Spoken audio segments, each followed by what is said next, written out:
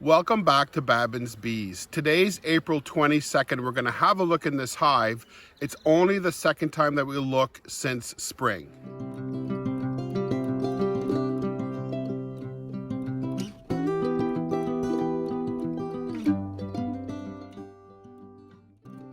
I had a look at this hive a couple of weeks ago just to see if they had enough food, if we could see the queen, which we did, and they did have enough food left over from winter. So we're going to have another look. This is the second time that we opened this hive since spring, and see what we can see.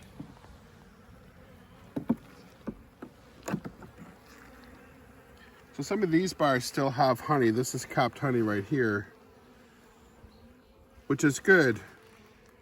We try to leave enough honey in for their winter that they can have some food in spring. We see the same thing here. There's still some capped honey left. So still food for them in the spring. Again, we're just mid-April right now, and the maple trees are just starting to, the leaves are just starting to come out. So, and the bees have been bringing in some pollen. Still some honey there, which is good. And what I try to do is just kind of bring the bars with the most honey closer to the brood nest, which will be right around here. Just bring it in closer so they have better access. Just in case on those kind of colder nights, if they do cluster, it still does get chilly at nighttime.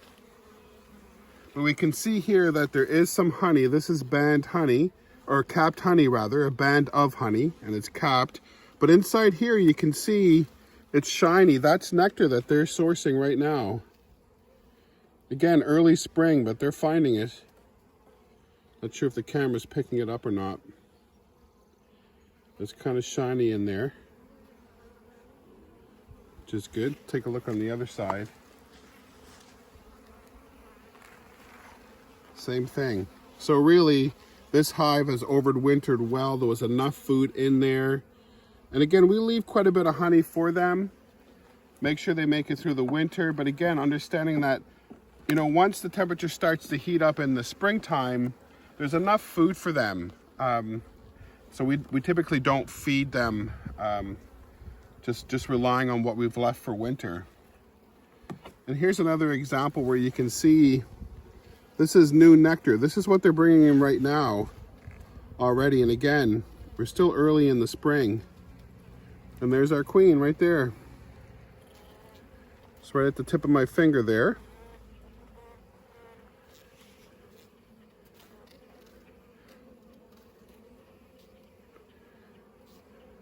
Not sure if she's trying to find a place to lay, or maybe she's inspecting to see what they're bringing in. But there she is right there. She looks great.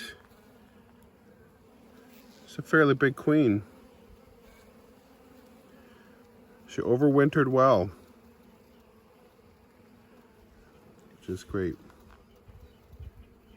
Right there. So we'll put her back. I don't see any egg on this bar. Oh, sorry, no, I do actually. There is some egg there. I'm gonna put this one back and we'll show the egg, but there is egg in here. So it's very typical. The bees will kind of band food up here. They'll put nectar and they'll put pollen up top, and then kind of down below they'll put egg. More towards the back of the hive, it's typically all food. But as we enter the brood nest, typically the queen will lay eggs here, and up here they'll put food. And that's what they've done here. But I'm going to put this one back just because the queen's on it. Just kind of protect her.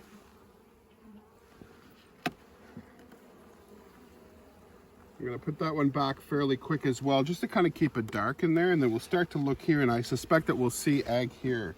And if not, we may even see capped brood. So if you look here, you can tell the queen has done what she's supposed to do, and she's laid egg there. And then you see the larva, or you see the pupae there. Kind of that white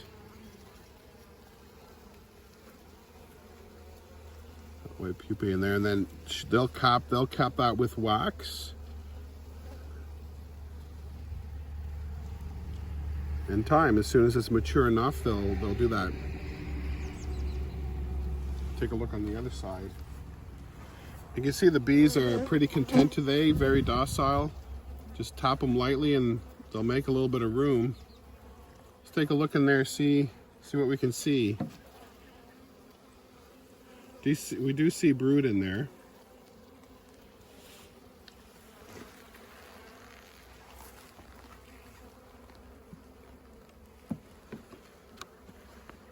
So I think it's safe to say at this point that this hive has overwintered very well, which is great.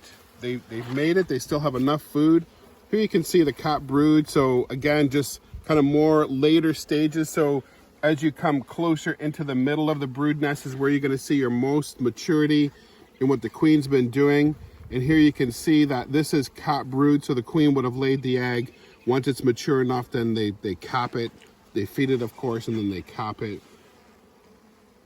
And the bees need that food resource that's up here. It's just quick access to be able to feed the larva. So you can see how it's all capped right there. And if you start to look at the outer ends, you'd probably be able to see some egg. I'm just going to take a look. See if we can see some. And you can, if you look down right in there, in that area, you might see little specks of egg. Looks like a little piece of rice. Typically the queen works from the center out, so she'd lay her first eggs more in the center and then just kind of pull out and go to the outer edges of the comb as she's laying. Again, not sure if you can see it there on camera. Hard sometimes with the positioning of the sun to see if we can see anything there. Yeah, so what I see is just varying stages. So I can actually see like where there is an egg, and then that egg will stands up as she lays that egg, and then it kind of tips over, then it forms a C as it's growing. And then of course the bees are feeding it. Here you can see something really interesting, these two bees here.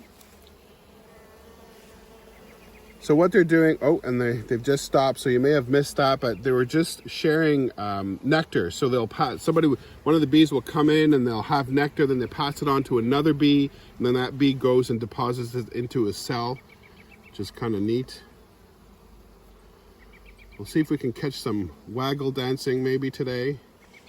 Do we see a waggle dancer right there? This one here? Yeah. That's a slow dance. We might see some that are a little bit faster than that. We'll see if we can find them. It's kind of neat. That one there. A little bit sputtering the wings for sure. Take a quick peek here on this side. The opposite side of the comb is identical typically. You can see you have your cap brood, and if you looked on the outer edges, you'd see egg there as well. These are little cups that the bees make, so you can see it's a different shape than right on the face of the comb itself. These are little cups that they make. Typically they're practicing this time of the year. That would be how they would start to make a new queen if they needed, whether it be an emergency cell that they need to make if the queen suddenly died. And now we're not too concerned about those.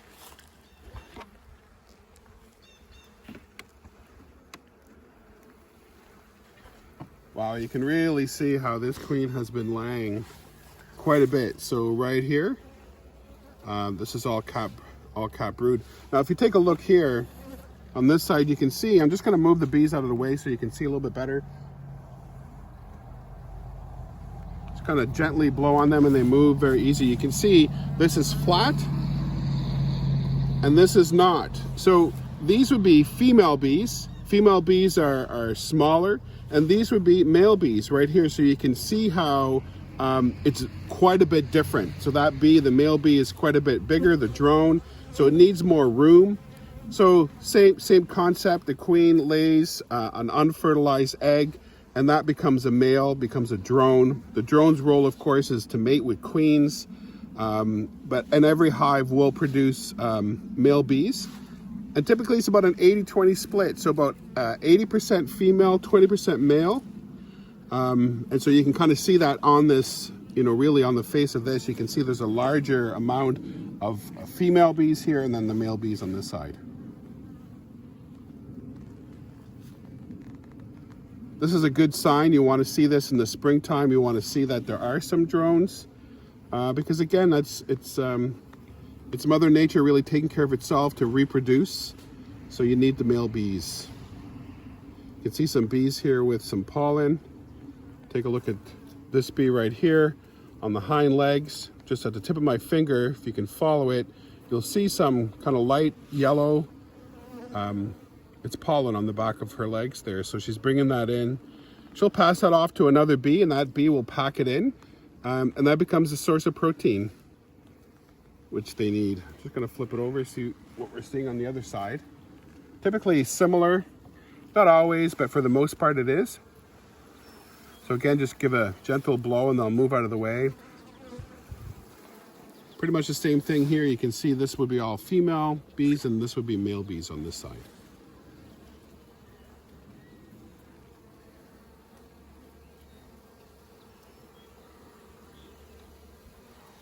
You see how docile they are. They're not flying away. Even if you tap them, they just really move. They're not aggressive. They're not attacking my gloves. They're just really moving out of the way if I lightly tap them. You'll see they save this area here, and again, that's to put food. So they have quick access. Of course, they use the food to help feed the larva. Not a lot of food there yet. Still early spring. Mother Nature is not providing a lot for them right now, but again, they have quite a bit left over from winter. And we tend to like to do that, just put a little bit extra in the winter time when we close them up. Make sure there's enough for all winter, but also for this period of spring. Really, it's another month or so before Mother Nature around in this area really starts to blossom, and that there's a lot in nature for them to source. It's a really nice bar here. Again, the same thing here on this one, but you can see just different though, right? Because this is all female. So they're not making any male bees on this specific bar. This is all flat. So this tells us that this is these will be female bees. Female bees, of course, are your worker bees. They typically live about 6 weeks. The first half of their life, about 3 weeks, is spent inside the hive. They're cleaning, they're feeding, they're taking care of the queen, bringing things as it comes into the hive. And then the last part of their life, their last 3 weeks of their life, they're foragers. They literally leave the hive, go source food, and bring it back to the hive. Queen, of course, can live much longer than that. The queen can live years, 6 years, potentially. As the queen ages, her production slows down. So we're just hobby beekeepers. That's fine for us, not a problem. But if you're commercial beekeepers and you want your hives to be robust and big, of course, for honey production, then you may change out your queens every year or so, just to make sure that you're maximizing the amount of bees that the amount of eggs that she's laying in a year. But again, you can see today they're incredibly happy. They're docile. They're what we say fairly content. Again, as I tap, they just scurry out of the way. They're not attacking gloves or us for that matter. Not seeing a lot of food here yet, but they're making room. You can see they're not laying. The queen's not laying here. She's just laying here, leaving this space again for nectar and for pollen. Not seeing a lot just yet. There are some examples of pollen here. Might be a little bit difficult to see just because it's fairly the same color as the comb, but if you look inside there, you can see how there is something packed in that. That is pollen. And again, it's just starting in our area.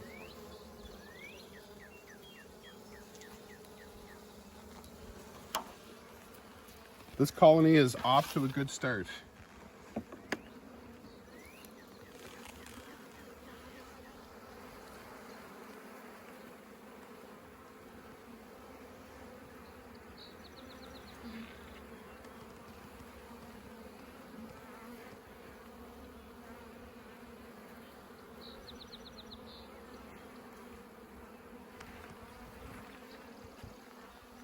Just seeing if we have any different color pollen. I don't really see any there. Again, as a beekeeper, we do an inspection. We typically inspect about once per week. This time of the year, you don't really need to inspect that often, but what we're really looking for is Does the queen seem healthy? Is she laying? This one certainly does. Are they bringing in enough food? They're starting to bring some in. It's very slow. Again, Mother Nature doesn't have a lot for them to source right now. And is there enough food left over from the winter? If not, then you'd have to artificially feed them, which is typically like a sugar water or a fondant of some type. It's sugar that you would feed them. This hive is fine. We don't need to do that. So really, I could close up this hive and be done inspecting because we've seen what we needed to see. Enough food? Did we see the queen? Is she laying? The answer to both is yes, but we'll keep going. I just want to see if we can find any different color pollen just to see. Here you might see a little bit, and this one becomes a little interesting because the queen hasn't laid on this bar yet. So this would have been leftover comb from a previous year. The queen has not either hasn't discovered this bar or is not interested in laying in this one just yet, but it's there for her. Again, all this wax is totally made by the bee. All we put in really is just an empty bar like this. So you can see we've made this bar. On the bottom, you can see this would have been a comb that would have been used before. We just place a little kind of ridge on that bar, and the bees make this wax, and they make it the shape of the cavity of your hive. So this fits the cavity of the hive. Anyhow, if you do look in here, you can see some pollen that is a little bit lighter in color, yellow. What we're seeing pretty much now is a light yellow, maybe a little bit on a greenish, light green side or a tan side. That's kind of what we're seeing. But in this, we don't see any egg in this one here. So she hasn't laid, but it's there for her. Eventually she will, and she needs more room. Oh, here's a much better view of pollen. Actually, I'm just gonna shake the bees off just so you can see. And if you look at this, and I hope the camera can pick it up, it might be difficult, but you can just see how much pollen they've already packed in. And again, still early spring, not a lot in nature, but they're finding it. They're definitely finding it. So we're coming nice and close there if you can see how they packed that in. And if you think about, you know, they're really just kind of going flower to flower or source to source, wherever they're getting the pollen from. And it's not a lot that they're bringing back. But yet, if you look, you know, they're going to plug each cell. That's a lot of pollen, if you think about it. Again, a source of protein for them. Pretty much all the same colors, kind of on the yellow side. Just pull a couple of more bars here. See what we can see. Kind of the same scenario. They're using this for food right now to store their pollen. And that's fine, we'll let them do that. No problem.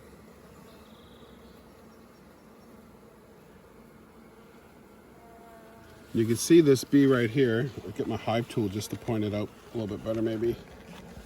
But you can see this bee right here head right into a cell. This one right at the edge here. And what they do as a bee flies in and has pollen on her hind legs in her pollen baskets, they pass that on to the bee. And then actually, if you look at this one here, this bee has her head pretty much deep into that cell, but you can see the pollen on her hind legs. So I would assume she's either inspecting that cell or she is packing that pollen. It's pretty neat, this one right here. Oh, and there she just popped up. She's probably thinking, why are you bothering me? But she's looking again, so whether she's trying to find that perfect cell, not sure. Interesting too is that, you know, typically when the pollen gets put into a cell, it's called bee bread. So I think it's important to note too that when they bring in the pollen, it's not just pollen, it's mixed with their enzymes, and that very well could be what they're doing there. It becomes just a little bit of a thicker type of substance, a little bit more sticky. It's not powdery, and again, called bee bread, and that's what they use to feed. So that may be what that bee's doing there. You can see, whoops, excuse me, you can see more here too, like this one is all the way in there. Pretty neat. Let's just see what else we can see here. Just a couple more to go.